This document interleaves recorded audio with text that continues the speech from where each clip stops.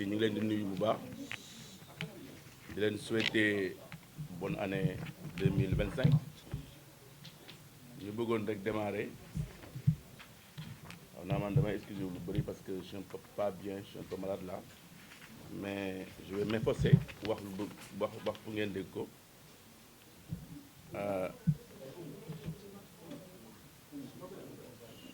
dañoo woote conférence de presse bi ñun ak waa regroupement des boulangers du Sénégal bi nga xam ne Badaka Sama mii moo ko jiite ak fédération nationale des boulangers du Sénégal. Donc on a c'est important à ma droite Souleymane Seck bi nga xam ni moom mooy sunu technicien boulanger, tout ce qui est la structure du prix du pain moom moo koy gérer. À ma gauche Néné Ndiaye mooy secrétaire général bi de la FNBS. Alec Thiam moom mooy président FNBS Louga. yeneen président yi am na ñuy wax dañuy ñëw sax, mais bon pour ne pas vous retenir ñu ni nañ démarrer appel bi. Ensuite il y a aussi Ngandiguène Meng qui est la trésorière. Ensuite les autres boulangers qui sont derrière, qui représentent des localités.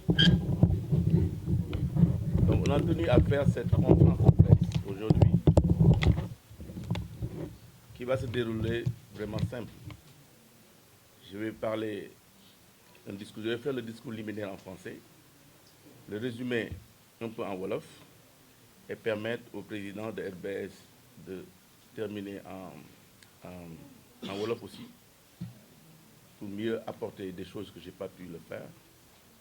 Et ensuite, il y a des interviews aussi, il y a les techniciens, il y a les présidents de région, il y a le secrétaire général qui pourront faire après avec vous des interviews.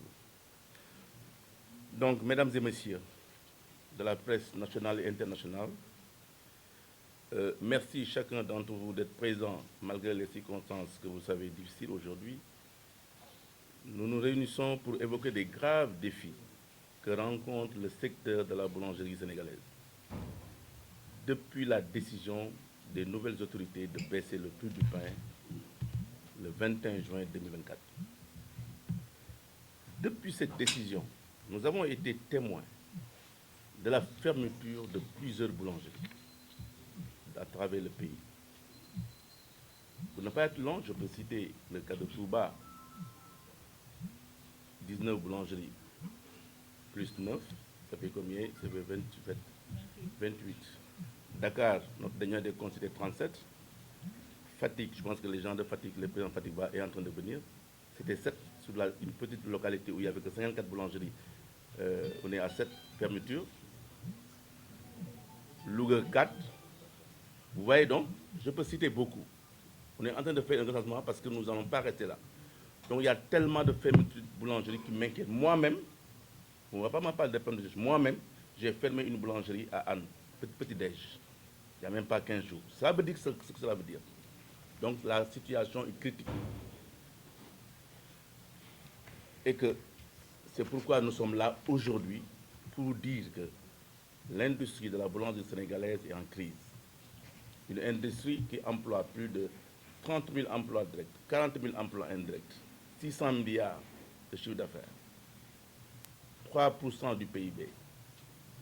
Est-ce qu'un État doit pouvoir laisser cela continuer? Donc, cette situation a entraîné des conséquences économiques et sociales désastreuses. Cela résulte principalement de la non-application de la réglementation et de ses conséquences sur le prix du pain et le poids du pain. Cette situation s'est aggravée par le manque d'implication des autres ministères pour appuyer le ministère du Commerce et de l'Industrie. Depuis plusieurs années, le secteur de la boulangerie traverse des difficultés de divers ordres qui entravent sa croissance au profit d'un pan incontrôlable de l'informel. Il n'y a pas d'équité sociale ni fiscale entre nous déjà. Consciente de l'impact économique et social de ce secteur stratégique dans le développement du pays, la FNBS et le regroupement des boulangers du Sénégal entendent prévenir toute crise qui pourrait discréditer durablement la profession. Le 14 juin 2025, le ministre du Commerce et de l'Industrie, ayant eu écho de notre conférence de presse, nous a reçus une délégation de FNBS et de RBS. Durant 4 heures de temps, nous avons discuté de tous ces problèmes-là, que nous pourrons après développer, si vous voulez, que nous rencontrons résultant de la non-application du décret 2217 et du renchérissement des coûts de production. On peut citer les ouvertures de boulangerie sans respect des normes de distance et des dispositions réglementaires à observer avant ouverture. Une impunité totale. On accorde des délégations d'ouverture sans autorisation. Aujourd'hui, le constat, c'est que une boulangerie ouvre. Or, il faut une distance de 300 mètres entre ouverture de 2 boulangeries. Si vous avez des moyens, si vous êtes liquide, vous connaissez comment ça se passe dans ce pays. Vous ouvrez, vous ne respectez pas la réglementation et vous êtes en train de créer un autre problème à une autre boulangerie. Pour cela, c'est parce qu'il y a le deuxième mois, le non-fonctionnement des comités de suivi du secteur de la boulangerie. Parfois même, il n'y a même pas de début d'exécution au niveau des gouverneurs. Il faut comprendre que quand on faisait la réglementation, le décret avait bien dit on va créer ce qu'on appelle des comités techniques de suivi du secteur de la boulangerie qui sont logés au gouverneur. Et d'ailleurs, c'est les gouverneurs qui avaient réclamé ça. Malheureusement, ces gouverneurs-là ne convoquent pas. Les gouverneurs du Sénégal ne convoquent jamais ces comités-là pour faire fonctionner l'investissement dans ce pays. Il y a un manquement. Il n'y avait que le gouverneur de Dakar, l'ancien gouverneur de Dakar, qui faisait cela, au moins. Aujourd'hui, il n'y en a rien. Il n'y a même pas de gouverneurs. Et le ministre hier, il a accepté qu'effectivement, il y a des gouverneurs qui n'ont jamais convoqué. Et ça doit cesser. Parce qu'on ne peut pas investir et attendre. Ensuite, l'autre problème que vous connaissez tout le monde, la vente du pain à l'intérieur des boutiques de quartier, sans respect de normes d'hygiène persiste. Je pense qu'aujourd'hui, les consommateurs doivent prendre leurs responsabilités par rapport à cela. L'hygiène doit prévaloir, ne serait-ce que pour cela. La livraison du pain dans des pousse-pousse, des sacs bandoulières, des voitures non conformes aux exigences réglementaires persiste. Cinquièmement, l'installation de caisses après devant les boutiques de quartier sans respect de la distanciation entre une boulangerie et un point de vente agréé. Il faut comprendre aujourd'hui, dans la réglementation, pour vendre un pain, il faudrait avoir un agrément. C'est ça la réalité. Dans le décret, il est dit, si M. X veut vendre du pain, il doit tenir un contrat avec un boulanger. Identifier ses points de vente pour avoir ce qu'on appelle la traçabilité et le remettre pour avoir un agrément. Personne ne le fait. C'est pourquoi nous avons demandé aujourd'hui l'implication des autres ministères. Parce qu'il faut que la police, la gendarmerie, le service d'hygiène s'impliquent quand même davantage pour appuyer les efforts que le ministère du Commerce est en train de faire. Aujourd'hui, on a baissé le prix du pain sur la base d'une structure du prix du pain. Qu'est-ce qu'on constate? Sixièmement, la direction des hydrocarbures est en train de bloquer les quotas de diesel que les boulangers ont droit. Ça pose problème. Aujourd'hui, une boulangerie qui a un EC, il a le droit d'acheter du diesel oil, pas de gasoil, à 425 francs. Aujourd'hui, tous les boulangers, au moment moi-même qui vous parle, j'achète à la pompe à 750 francs. 755 francs. C'est en train de continuer à cause d'une direction qui bloque les quotas des boulangers. Est-ce que c'est normal? Est-ce que c'est sérieux? L'autre point important, c'est la hausse des intrants, comme la levure et les ameublements. Par exemple, la levure coûtait 20 000 francs. Aujourd'hui, je peux l'avoir entre 26 000 et 30 000 francs. Entre-temps, au mois de juillet, C'est pourquoi, dans nos revendications, c'est un point très important qu'on doit parler. Cette hausse est due simplement les importateurs de chasse. Les prix de la levure et des améliorants ont augmenté sur le plan international. Vous venez au Sénégal, on nous met une taxe promate pour appuyer la douane, 3%, 18% de TVA, 26% de taxes encore pour ces levures et ces améliorants qui sont importés, qui sont nécessaires pour faire du pain. C'est normal que ces prix augmentent alors. Donc, et la farine, la levure, les améliorants et l'électricité, c'est presque 80% de nos charges. Donc, c'est un point très important qui est en train de nous bloquer. Même le sel aujourd'hui, iodé, est en train d'augmenter. Là où on achetait à 800 francs, on est à 2500 francs. Et les consommateurs nous exigent aussi de bons emballages. Est-ce que c'est normal d'acheter, d'emballer le pain avec des journaux? Ce n'est pas normal. Et pourtant, malgré toutes ces hausses, la FNBS et le RBS, le groupement des boulangers, conscient de la souffrance des populations face à la hausse généralisée des prix, continuent de chercher des solutions ou des alternatives avec les autorités. Avec le ministre du Commerce, je précise bien, de l'industrie qui nous a reçus le 14 janvier 2025, oui, nous avons bien abordé tous ces problèmes-là. En réponse à ces préoccupations, il nous a rassurés de la ferme volonté de son ministère de nous soutenir.